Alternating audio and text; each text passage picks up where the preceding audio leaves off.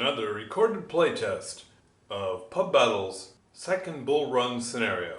This time I'm trying the cavalry in the south. There's no cavalry in the north. Instead I've got the artillery placed here, creating a killing field east of Sudley Springs. On turn 2, Stuart will be appearing. He's leading on Longstreet's corps, which will appear on turn 3. So Jackson will link both of his cavalry formations up and see what kind of mayhem they can cause on the Union left. Here we begin turn 1. Heintzelman can just be seen leading his corps into the battle.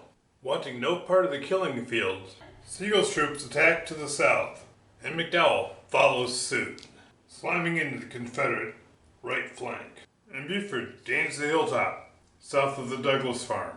The Confederate cavalry spots the Union cavalry, comes out of column just north of the Douglas farm. And here we have combat on the abandoned rail line. And early morning Union hopes are dashed along the old rail line. After such a disastrous attack, the Union must reconsider its position. 60% of their force is combat ineffective. 3 Union blocks have been destroyed. That leaves 1 Army of Virginia 3rd Corps and 1 Army of Virginia 1st Corps infantry block still on the field, still effective. This battle is going to have to be fought very differently. The Army of Potomac 3rd Corps under Heintzelman advances up and runs into Army of Virginia 1st Corps Sigel's artillery. Pope wants to pull everyone back to Henry Hill. Buford falls back. The Confederate cavalry pursues. And Stuart and his cavalry ride on. And the remnants of McDowell's corps fall back to Henry Hill. And Porter's corps arrives, right in the thick of things. Mid-morning combat, Stuart's cavalry simply falls back. Late morning, Heintzelman's corps forms up around Young's Creek. Buford's cavalry forms up between the woods and Mount Pone. Stuart's cavalry watches and contains Porter's 5th Corps. And Lee and Longstreet appear. Porter falls back to Mount Pone. Now it's midday and we'll see the Union forces forming up around Henry Hill. Longstreet's corps will join to Jackson's corps and form up. Now what will happen next? Lee does not want to fight an offensive battle. He does some scouting in the early afternoon. He orders his troops to take more forward positions in better terrain. He forms his line along Stony Ridge, and Pope is uncertain what to do. Jesse Reno forms up behind Chinn's Ridge, and Jackson advances forward to the positions that Lee has ordered.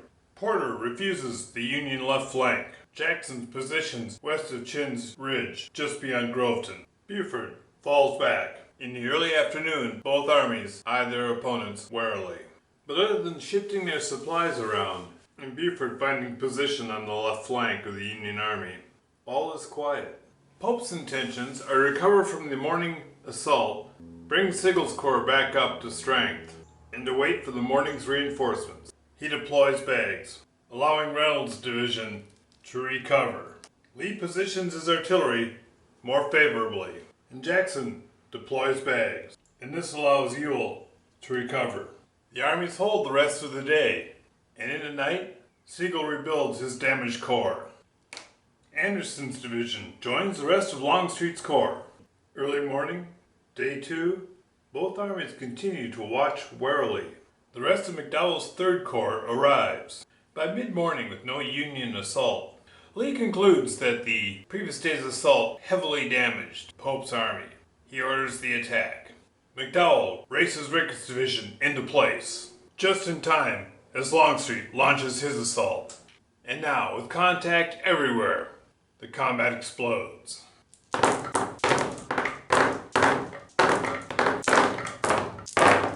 The South's attack was repulsed. The Union line has held. Late morning, what will happen? Pope orders an all-out assault. Sigel sends his troops forward. Reno's corps leaps into the fray. Jackson's troops fall back and reorganize. D.H. Hill's troops are trapped, and they move to fight their way out. A.P. Hill's men guard the artillery, and Stuart's cavalry flanks the Union assault and occupies Buford's troops. Though much reduced after defeating Longstreet's assault, Reno's corps leaps into action. Heintzelman's corps leaps forward. McDowell sends what troops he has forward. Buford falls back to Newmarket, and Longstreet receives Reno's corps. And now late morning, we'll see the Union response. And the smoke clears. And while the losses are equal, exactly, 4 losses breaks the smaller Confederate army. It takes 8 losses to break the Union army. Day 2. The North has won. Second Bull Run. Good game. Well, that was a good game. Now, in hindsight, the South should have attacked on the first day when the North still had 3 losses. They recovered 2 in the evening. But I was playing Lee's more cautious self. He did not want an offensive battle.